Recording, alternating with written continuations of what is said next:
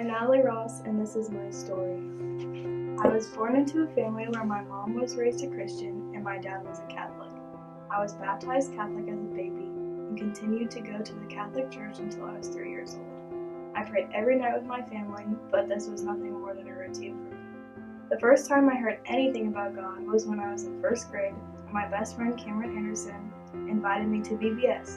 That is where I learned about the Bible for the very first time.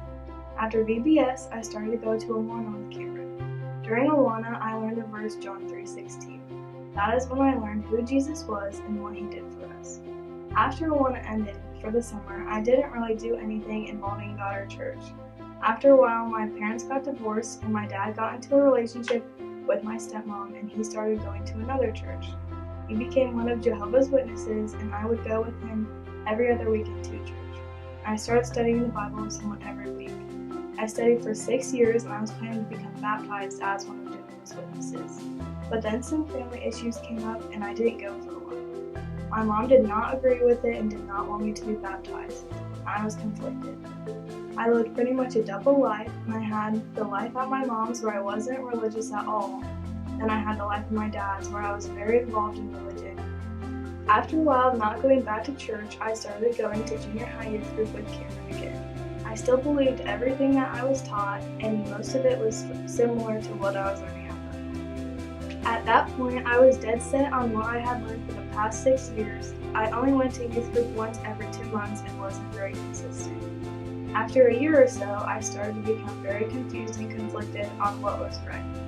When high school started, I was attending my dad's church every once in a while and coming to youth group every few weeks. Last December, I was invited to go on the youth group snow blast trip, and that's where things began to change. That week was one of the best weeks of my life. It opened my eyes up to new things I didn't know and went into more depth and gave me a better understanding of what I already knew. I was on a spiritual high after that week for about a month, but after that month, I stopped going to youth group again to lack of motivation. I was caught in between two sides of religion, and I didn't know which one was right. I prayed often about what to do. What one do I pick? How do I know this is right? How do I know this is the real Bible? All of those questions were going through my head. I asked my dad about it, and all his answers just didn't make sense to me. Over the summer, I went to junior high camp and worked kitchen crew. I was surrounded by amazing Christian people who I knew loved and cared about me very much. They felt like a family. After the week was over, I began going to church with Cameron more often. Youth group started back up, but I still lacked motivation to go. But once I was there, I absolutely loved it. When we started the section of dangerous prayers, I had never even heard anything about a dangerous prayer. This was a 3-week series on how to pray dangerously. I had been praying for 2 years on what was the right way, what the right religion was, but it didn't feel like I was getting the answer. The first 2 weeks, Search Me and Break Me, were 2 of the deepest and most real messages I had ever heard. The 3rd week, the topic that night was Send Me. That night at youth group was different than any other night I had been to. There were 10 different prayer stations and it was an individual thing. These stations had every answer I was looking for, and these scriptures showed me that this was the right way and this is how I needed to live my life and follow Jesus.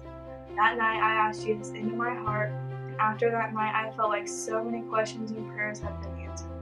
The motivation was stronger than ever to go to youth group, and I could not wait for Sundays and couldn't wait for the message every week.